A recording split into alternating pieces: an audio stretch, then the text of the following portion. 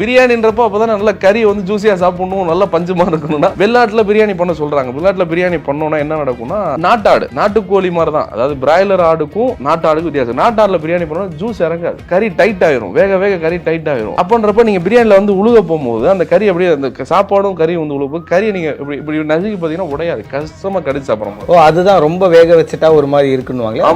வேக வச்சுட்டான்னு கிடையாது, முத்துன ஆடா எடுத்துட்டு அந்த மாதிரி. பிரியாணிக்குன்றது ரேஷியோ வெள்ளாடா இருக்கட்டும் செம்மொழியா இருக்கட்டும் 8 to 10 கிலோ தான் இருக்கணும், அவ்வளவுதான். கொழுப்பு வந்து ஒரு 700 to 1 கிலோ இருக்கும், 700 கிராம் to 1 கிலோ இருக்கும். அந்த எந்த ஆடை இருந்தாலுமே சரி, செம்பிளில வெள்ளாடுல ஒரு 1/2 கிலோ இருக்கும் கொழுப்பு. இந்த ரேஷியோல பர்டிகுலர் ஆடை பிடிச்சோம்னா சூப்பரா இருக்கும். அந்த பிரியாணியே மணக்கும், நீ மண்டபத்துக்கு வெளியே போகும்போதே ஒரு மனம் இருக்கும், அந்த ரேஷியோ இருக்கும். இதுக்கு இடையில ஆர்டர் பெருசா பிடிச்சி, ஒரு ஆடை சின்னதா பிடிச்சி, ஒரு ஆடை ரொம்ப முரட்டாடா பிடிச்சி, இந்த சின்ன ஆடு பூரா கைமாவாயிரும், சீக்கிரம் வெந்துரும். மீடியமா இருக்க ஆடு பூரா மீடியமா வெந்துருக்கும், பெரிய ஆடு வேகவே வேகாது. பெரிய ஆடு வேகணுமே சொல்லிட்டு இதை வேக வச்சுக்கிட்டே இருப்போம், இது பூரா வந்து சாப்பாடுல கறி இருக்கு. அப்புறம் பந்திக்கு போகும்போது பீஸ் பத்தல, பீஸ் இல்ல, இந்த மாதிரி பிரச்சனை எல்லாம் வரும். ஆக்சுவலி நல்லா ஃபுல்ஃபில்லா சாப்பிடணும்னா செம்பிளி ஆடு யூஸ் பண்ணலாம், நல்லா ஒரு அரமாவோட சாப்பிடலாம், ஜூஸ் இறங்கும். இல்ல எனக்கு கொஞ்சம் எங்க வீட்டுல அதை விரும்ப மாட்டாங்க, அந்த ஒரு சில மாதிரி அடிக்கும் அந்த மாதிரிலாம் சொல்றாங்க, அந்த மாதிரிக்கும் வெள்ளாடு யூஸ் பண்ணலாம். வெள்ளாடுன்றது இப்போ ஃபுல்ஃபில் கிடைக்கும், ஒரு 80% நிற்கும். அதான் கிரில்ல வந்து ஒரு கிரில் சிக்கன், தந்தூரி சிக்கன், நாட்டுக்கோழி சாப்பிட்டா என்ன ஃபீல் இருக்கும், அந்த மாதிரி ஃபீல். இதே பிராய்லர்ல நல்ல ஒரு 1.5 கிலோ 1.25 கிலோ சைஸ்ல ஒரு கோழியை பிடிச்சி ஒரு நல்ல ஒரு கிரில் ஆத்தன்டிக் மசாலா கொடுத்து நல்லா கிரில் பண்ணி சாப்பிடும்போது நல்ல நம்மள அறியாம சாப்பிடுவோம். மட்டன் பிரியாணின்னு சொல்லும் போது அந்த ரிப்ஸ் எடுக்கும் போது அப்படியே வரும், அப்படியே உருவி வரும் அந்த ரைஸோட. செம்பிளி தான், அது செம்பிளி தான்.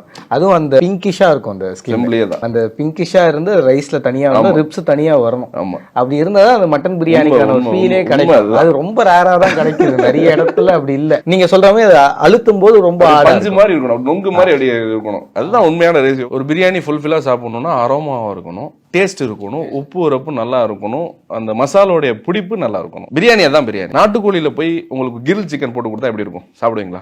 ஒரு ஃபீலே இருக்காது இல்ல. எலும்பு மேல கிரில் எப்படி செட் ஆகும்? நாட்டுக்கோழினாவே ஒரு டைட்டா இருக்கும் கறி. ஆமா, அது ஒரு சூப்புக்கு சரியா இருக்கும், குழம்புக்கு சரியா இருக்கும், ஏதோ ஒரு கிரேவி, அதாவது நாட்டுக்கோழி கம்ப்ளீட்டா ஃபீல் ஆகாது, கிரில் மாதிரி இருக்கு. ஒரு தந்தூரி கிரில் நீங்க சாப்பிடுறீங்கன்னா அது பிராய்லர் தான் தேவை. பிராய்லர் எல்லாத்துக்குமே தெரியும், அது சிக்கன் ஆக்சுவலி ஒரு டேஸ்ட்டுக்கு சாப்பிடுற சிக்கன், என்னைக்கு ஒரு நாள் டேஸ்ட் சாப்பிடும், அதுதான் செம்பிளியா. ஒரு மாஸ்டர் கிட்ட போய் நின்றோம்னா கத்துல உடனே கத்து கொடுக்க மாட்டாங்க, சுடு தண்ணி மேல போடும், கறி கங்கலி தம் போடும் போது அப்படி என்னன்னா அவங்களுக்கு ஒரு விஷயம் சொல்லி செய்யல, அவங்க தப்பான ஒரு விஷயம் சொல்றாங்க, அது செய்யலன்னா இந்த மாதிரி விஷயங்கள்லாம் தப்பு நடக்கும். நம்ம கையில கறி படுறது, சுடுதண்ணி படுறது, ஒரு குழம்பு கையில கொட்டுறது, நிறைய விஷயம். இன்னைக்கு ஆக்சுவலி இன்னைக்கு நான் இறங்கி சமைச்சாலும் ஒரு 10,000 பேர் சமைச்சாலும் என் உடம்புல ஒரு சட்டையில ஒரு தூசி படாது. அன்னைக்கு நான் வெறும் 100 பேருக்கு சமைக்கும் போது நான் எப்படி கறியா ஆயிரும் ஃபுல்லா. ஏன்னா அது பிகினிங் ஸ்டேஜ். எந்த நேக்குல வந்து நம்ம அந்த கரண்டியில கிண்டணும், எந்த நேக்குல அந்த மசாலா போடணும், எப்படி தெரிக்காம போடணும், எப்படி மேல கொட்டிக்காம. ஏன்னா சமையல் இண்டஸ்ட்ரியை பொறுத்த மட்டும் நெருப்பு தான், இது கஷ்டமான தொழில் தான். ஆனா இதை பொறுத்த மட்டுக்கும் நம்ம ஹார்ட்ல இருந்து செஞ்சோம்னா ரொம்ப ஈஸியானது. இன்னும் நிறைய வந்து